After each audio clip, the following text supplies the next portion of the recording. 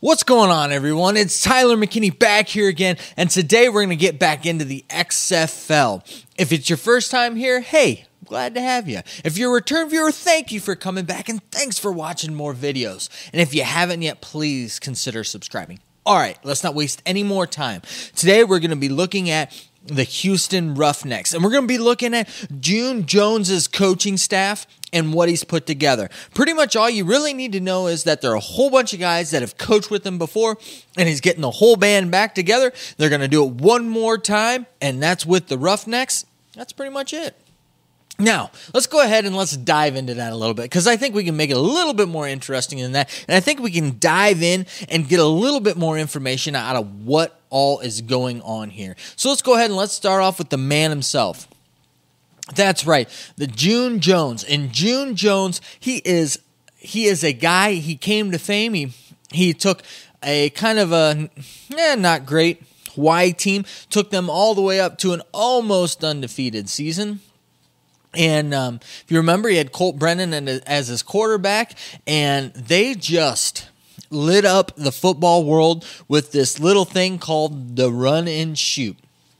Now, the thing about his run and shoot had been around for a while. And if you notice, we've already talked about the run and shoot offense here. But this one was different. He was running it from the shotgun and putting the running back to the left or the right of the quarterback. And so that's kind of the difference in his style of the run and shoot. And it was more kind of a, I don't know, not air raid, but kind of more in that type of a vein of the run and shoot than kind of the traditional run and shoot style of offense. So now let's go ahead and let's look at his coaching staff.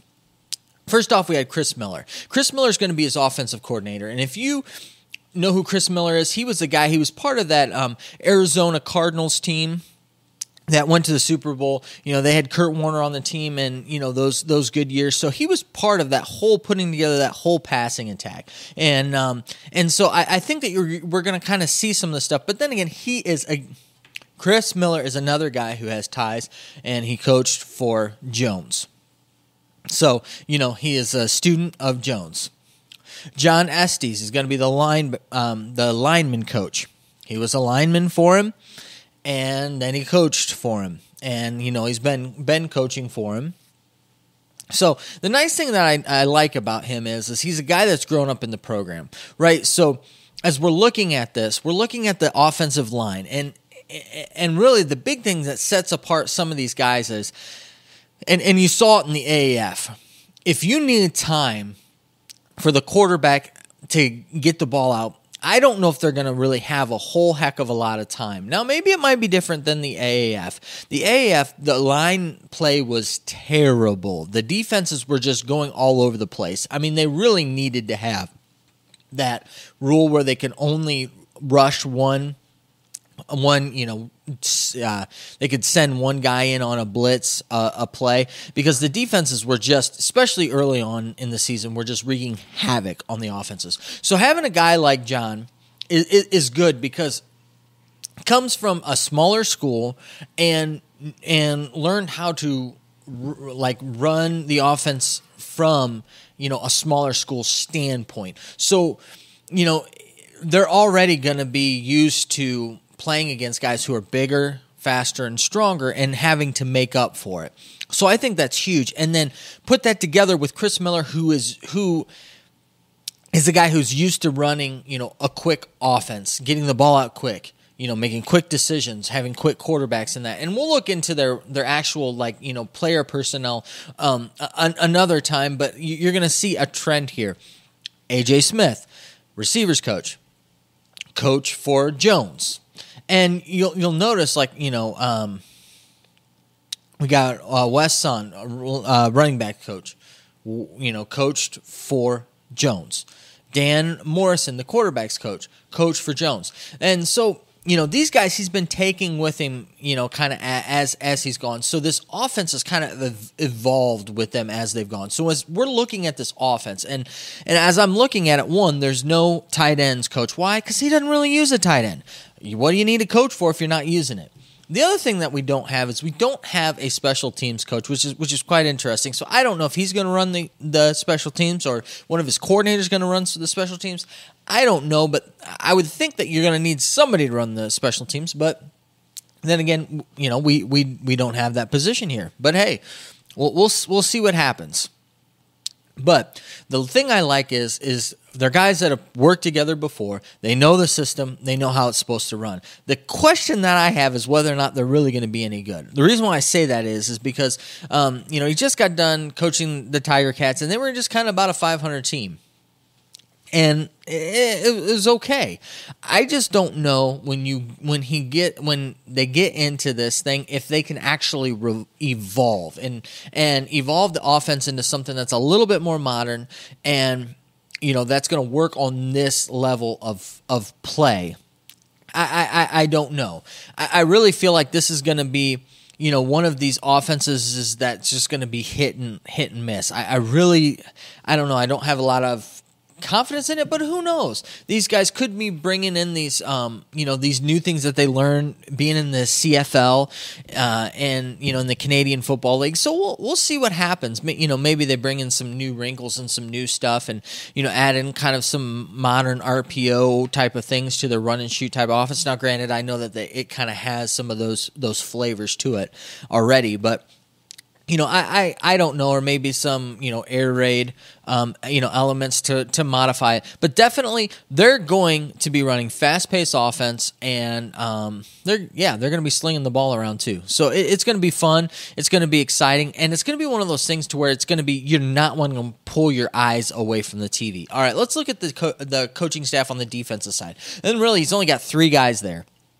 We've got Ted Cotterill, sorry if I'm butchering names. Again, these are guys that I don't know. So I've just been researching them, and that he's a really neat guy. Guy's been around a lot, but he's considered one of the innovators of the 3-4 defense. And I think that this is going to be a really neat thing for this in general, because we really, like with the AF, we really didn't see like a 3-4 ran type of a defense. And I think it's actually gonna bode really well for this type of a league, because I think that a lot of these teams are going to be air raid. They're, we've looked at air raid.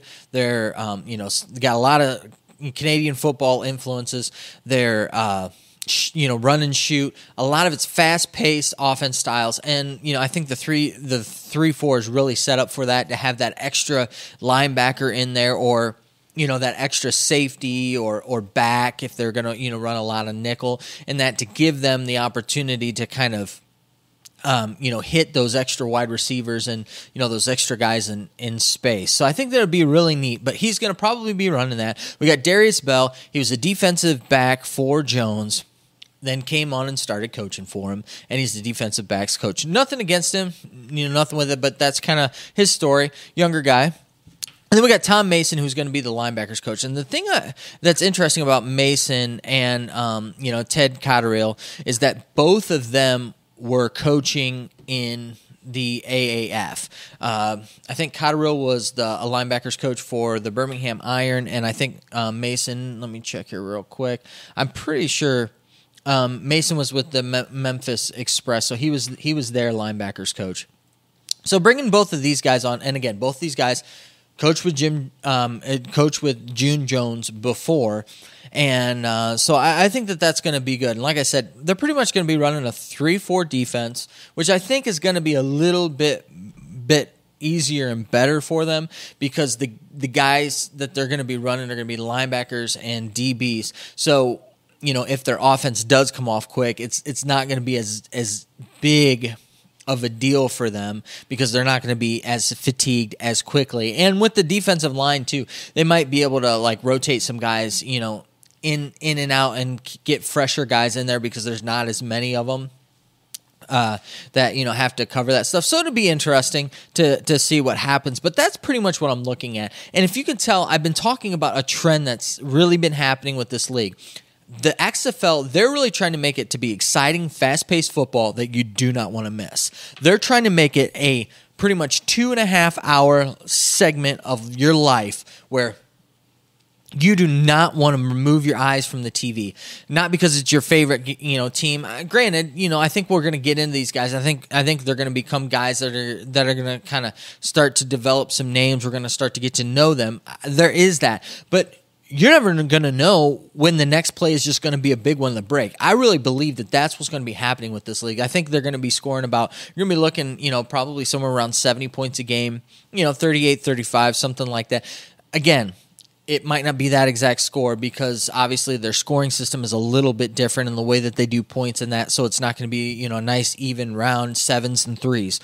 But, I think it's going to be a high-powered scoring game, even with them having a running clock like they've already discussed they're going to have in that. And so I think that they're going to just, pack a big punch within, 2.5 hours. Like I said, it's going to be a fast-paced game. I'm probably looking for something like, these high-powered, spread type of offense, college ball, hybrid, throw in some hybrid, NFL influences and throw in some Canadian football influences. And I think that that's what you're going to end up with. I think it's going to be exciting. I think it's going to be fun. It's going to be something different.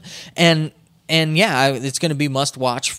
Let's try that again. It's going to be must-watch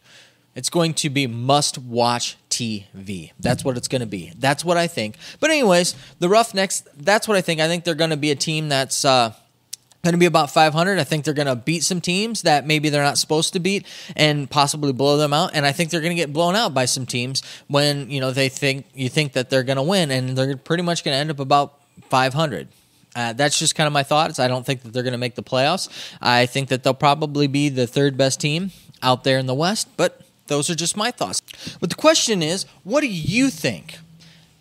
Do you think that I'm just a crazy nut that doesn't have a clue what he's talking about? Or do you like my thoughts? Or do you agree with me? I'd love to know down in the comment section. And if you have any suggestions for me, anything at all, just let me know down in the comments. I'd love to hear from you, especially if you've got video ideas and that. I've already got some great videos lined up from some of your guys' ideas, so I really do appreciate it. All right, well, I know that you're busy and I'm busy, so let's get on out of here. You have a good night. Bye.